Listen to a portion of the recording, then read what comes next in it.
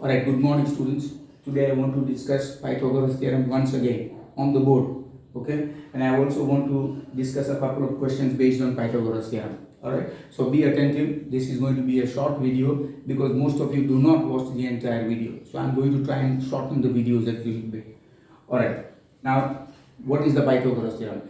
In geometry, Pythagoras theorem is probably the most important theorem. And that is why I am doing it once again. I want you to understand and be able to write this down. Okay. Now, what is the Pythagoras theorem? The Pythagoras theorem is based only on right angle triangles. Okay. In ancient Greece, a mathematician by the name of Pythagoras, he was the first ones to study right angle triangles, and he actually gave a theorem which is now famous as the Pythagoras theorem. What is this Pythagoras theorem? In a right angle triangle, the side which is opposite to the right angle. See, AC is the side in triangle ABC, angle B is the right angle. Okay, here angle B is the right angle and AC is the side which is opposite to the right angle. The side which is opposite to the right angle is called the hypotenuse. Okay, this is the hypotenuse. So hypotenuse is AC. AC is the hypotenuse. Now hypotenuse is the longest side of a right angle triangle. So prove that in right angle triangle ABC, AB square plus BC square is equal to AC square. This theorem must be understood thoroughly because it has been asked at least 8 to 10 times in the last 10-12 years. And every year there is a good chance that this theorem will be asked. Okay. Now what do? Is we construct BD. What is BD? BD is an altitude. Okay. BD is an altitude on hypotenuse AC, on hypotenuse AC. Okay, BD is an altitude on hypotenuse AC where D belongs to AC. That means D is a point between A and C. Now if you take triangle ABC, the bigger triangle, angle B is the right angle. Now if you take triangle ADB, you see there are two small triangles, triangle ADB and triangle BDC. If I take triangle ABD, then angle A between the bigger triangle and smaller triangle is angle A is common. Then here angle B is the right angle. Angle B is also right angle and angle D is the right angle. So the third vertex has got to be B. So you got triangle ADB, and if you take this triangle, you got triangle BDC because C is the common angle. Okay, here angle A is the common angle. Here angle C is the common angle. Angle D is the right angle. Angle D is right angle. Therefore the third vertex. Okay. Now compare this bigger triangle with triangle ADB. I am comparing the bigger triangle ABC with the smaller triangle ADB. If you compare them, angle A is common. Angle A is common. Then triangle ABC, this angle ABC and this angle D, they are both right angles. You can see they are right angles. And therefore triangle ABC and triangle ADB, okay, they are congruent. They are not congruent, but they are similar. Why are they similar? By AA criterion. Two angles are congruent, therefore the third angle also will be congruent. Now if the triangles are similar, then the ratio of the sides will be equal. So I can take AB upon AD, AB upon AD, BC upon BD and AC upon AB. Okay, the ratio of the sides. Now you can see here, AB is here, AB is here. So I take the first one and the last one. Okay, so AB into AB is AB square is equal to AD into AC. So you get result number 1. Now compare the bigger triangle with the smaller triangle, BDC. If I compare them, then I get AB square. In this case, see, angle C is congruent to angle C, common angle. At the same time, angle B is the right angle, angle D is the right angle.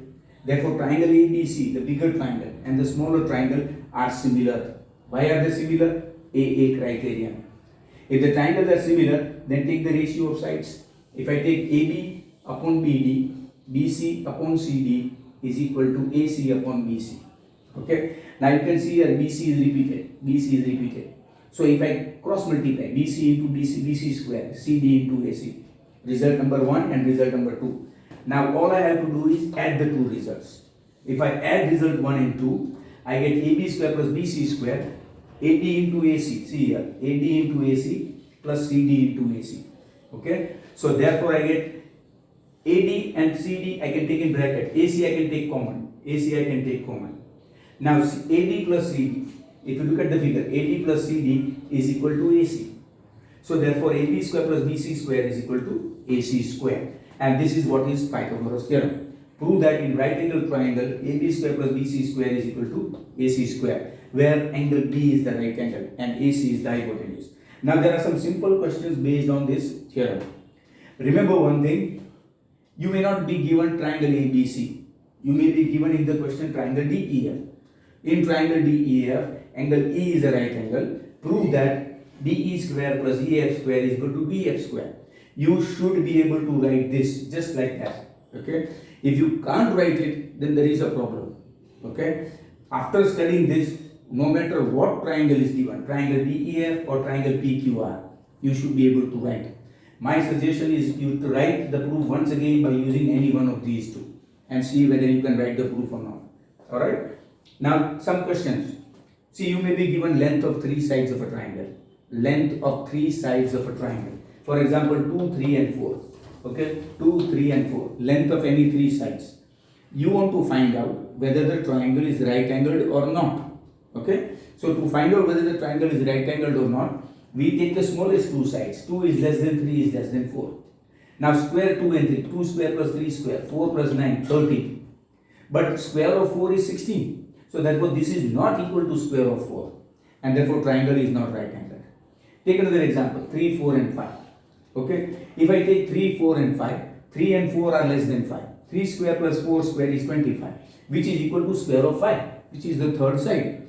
And therefore triangle is right angled. Okay. Take third question. Okay. Here this one. You are given any 2 sides. In a right angle triangle ABC, angle B is given as 90 degrees. Angle B. You want to find the length of the third side. You are given BC 29, AC is 29, BC is 20. Okay. So by Pythagoras theorem, see how I have written it. In triangle ABC, measure of angle B is 90. It is given. By Pythagoras theorem, AB square plus BC square is equal to AC square. Put the value. 20 20s are 400. 29 into 29 is 841. 841 minus 400 is 441. Square root of 441 is 21. So therefore the third side AB is 21. This kind of questions will be asked based on Pythagoras theorem. Okay. Here we are using Pythagoras theorem. Here also we are using Pythagoras theorem. Now supposing, okay, you can actually be given in a different way also. For example, see, let's just say this one. AB is equal to 12. BC is equal to 5. Okay. And AC is equal to 13.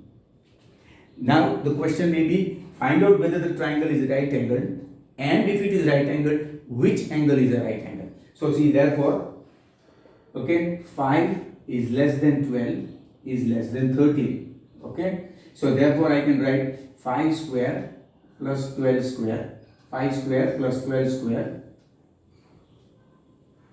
5 square is 25, 12 square is 144, is 169, which is equal to square of 13. Okay, now that means it is a right angle triangle. Therefore, triangle is right angled. This is confirmed. Now, which angle is the right angle? Okay, now you can see AC is 13. Therefore, AC is equal to 13 is the hypotenuse. It is the hypotenuse. Okay. So that means what? If AC is the hypotenuse, here I get AC. See. Therefore the third vertex is B. Okay. This is 13.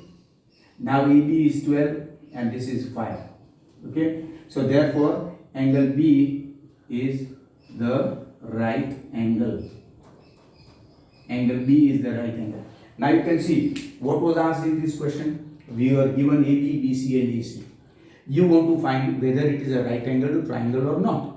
And if it is a right angle triangle, which angle is a right angle. So first of all, you have to show that it is a right angle. So take the two smallest side, 5 square plus 12 square, 169. Square root of 169 is 13. So that means AC is 13. Here it is given AC is 13. Therefore AC is 13 is the hypotenuse. It's the longest side. Okay. And triangle is right angle.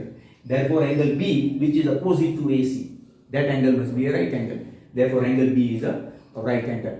Alright. Now I have already done this once before. I am doing it again this time. I have done it this time because I want to explain to you how important it is. Do it again and again. Okay? Thank you.